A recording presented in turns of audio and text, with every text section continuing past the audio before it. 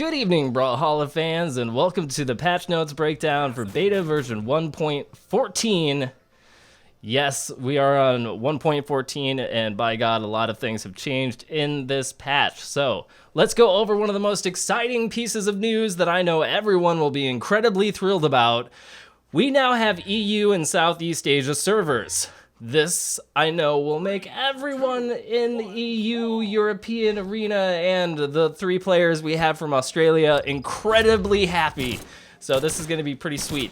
The first localized servers are in beta and are now ready for testing. You can choose your server location in custom online games, and the name of the custom online room now shows server location after room number. So please try them out. There's no information as to whether or not any of this stuff was put on the ranked ladder, but it's great that the servers are here and that we're going to get to start testing them. Alright, next up we now have accounts. And surprise, you've been earning account XP since the last patch. You can now see your account summary and level in the brand new account tab. You get 128 gold each time you level up your account, and the max account level is 100. We're giving you the account level gold you've already earned the first time you log into the new patch. So for those of you who are wondering, well, how long is it going to take to level these accounts? I have no idea. All I know is that after a week of playing, I'm level 15, and that seems pretty sweet to me.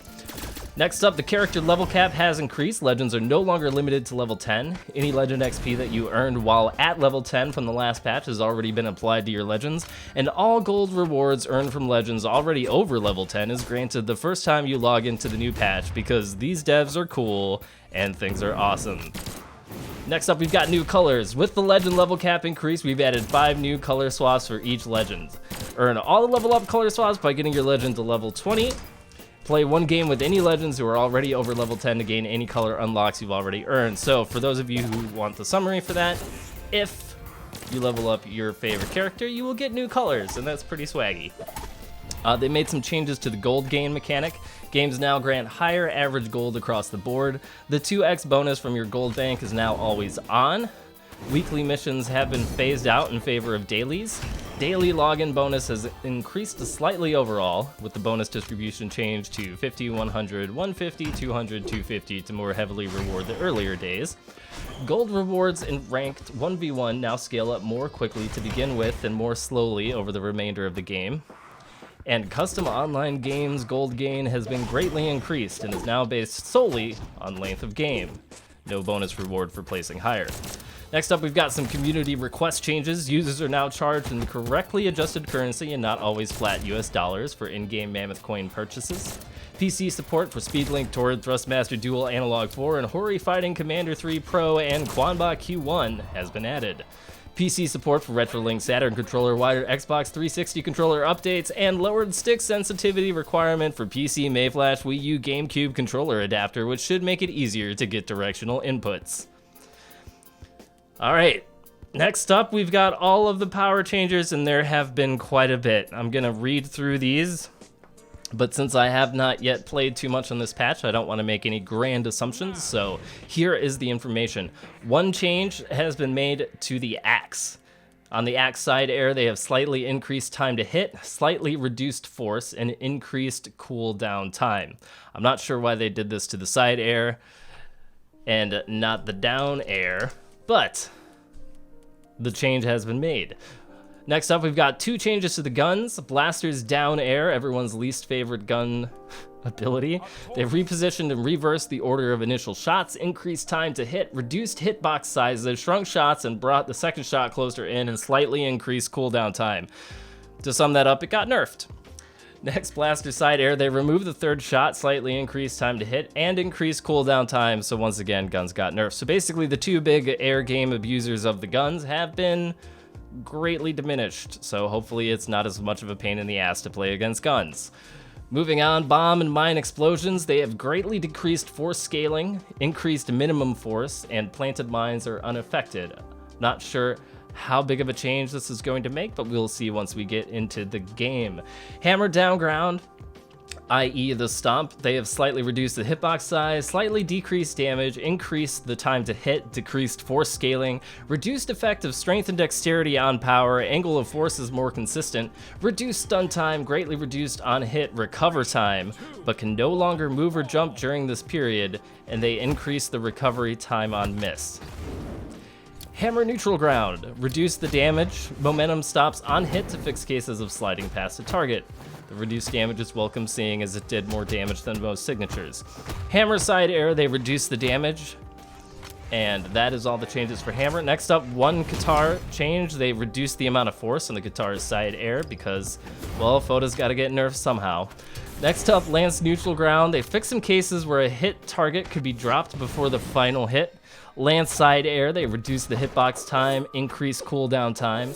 Lance side ground, they've increased time to hit, slightly decreased damage, decreased force scaling, reduced effective strength and dexterity on power. The angle of force is more consistent, reduced stun time, greatly reduced recovery time on hit, and increased recovery time on miss. Hopefully that works. Next up, we've got some changes to the spear. The spear recovery, they've decreased the hitbox size, moved hitbox closer to hurtbox vertically, brought animation closer to the hurtbox. So once again, the spear recovery has been diminished in its power. Spear side air, they have slightly increased time to hit and slightly reduced damage and force. The sword down ground, they've greatly reduced on-hit recovery time, but can no longer move or jump during this period.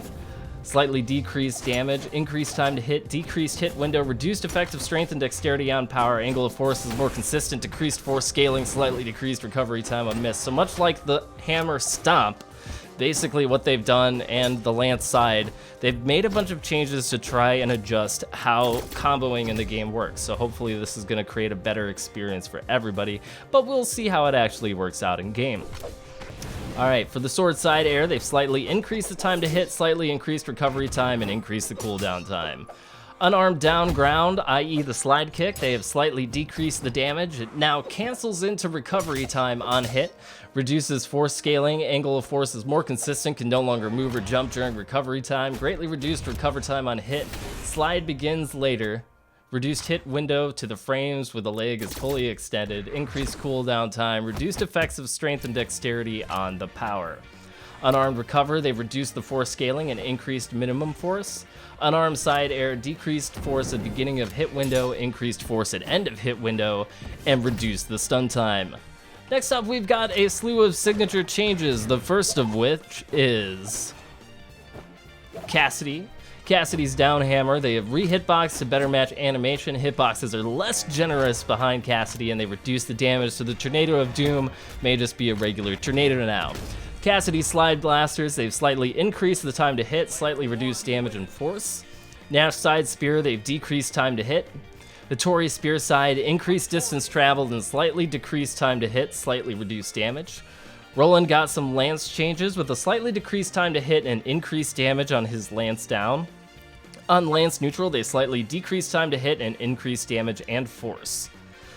Lucian side blasters, they've decreased duration before initial shot, removed hitbox from initial forward slide, and slightly increased the hitbox size. They've decreased the distance traveled and slightly increased cooldown time. Orion's neutral spear, they fixed a bug where targets could be hit a third time, doing more damage than intended. Orion's side lance fixed some cases where a target could be dropped before the final hit. And on Orion's side spear, they've increased the time to hit and increased the recovery time. Sentinel down hammer has reduced force. Sentinel down guitars, they've reduced the time to hit, which would be really interesting because that move might be useful now. Sentinel neutral hammer, they've increased the time to hit. That side sword to fix some cases where a hit target could be dropped before the final hit. Alright, now we're on to some other changes. Gameplay, legends now come from the top corners of the camera bounce to the initial spawn instead of from the center. This results in the legends facing each other at the beginning of the match, and players get to see the full view of the map for a longer period of time. Also, players no longer get respawn protection after the initial respawn. Oh, wait a minute, those are the 1.13 notes. Because, by God, that sounded really familiar. Excuse me a moment, as I had the wrong window up. There still are 2 parts for this, so let's get back to the correct parts. Gameplay, slightly decreased damage spread for the strength/armor difference damage modifier. which means that strength and armor are going to work differently now. Slightly increased recover from hit on the low end of the defense stat, and slightly decreased recover from hit on the high end of the defense stat. Basically what this means is that your hit recovery is now slightly affected differently based on how much armor you have. Slightly increased minimum charge on the low end of the dexterity stat. Slightly increased recovery reduction on the low end of the dexterity stat, and decreased spread on dexterity's effect on self-impulse, power, movement speed. I really don't know what the last one means, but I'm sure we'll figure out the impact soon. Maps. On Wally, they slightly shortened the width of the right side and added a soft platform to the left side. Art, they reassigned color swap values to Brax's skin for clarity. On the UI, the top bar added to main menu, game settings menu, damage percentage now shows value as a percentage instead of as a proportion, and overall the front page UI has been overhauled. They also fixed a slew of bugs, which I will not be getting into because I am way too excited to actually get out there and start playing on this patch. There have been a bunch of balance changes in this patch once again, and I'm really excited to see how this is going to affect the overall competitive meta. You may feel that this patch is awesome, you may feel that this patch is terrible, but what I can say right now before I get into it is that the Brawlhalla devs are passionately and furiously doing just a damn fine job on this game, and I'm really excited to be a part of this community and to continue to see the evolution of this game and how it continues to just get better and better and better. So I'm gonna go and hit up some matches. This video audio was recorded live on my stream, so if you guys were not there for the actual stream, make sure you come out and hit my stream up sometime at twitch.tv/Raidhyn, and I will see you next time.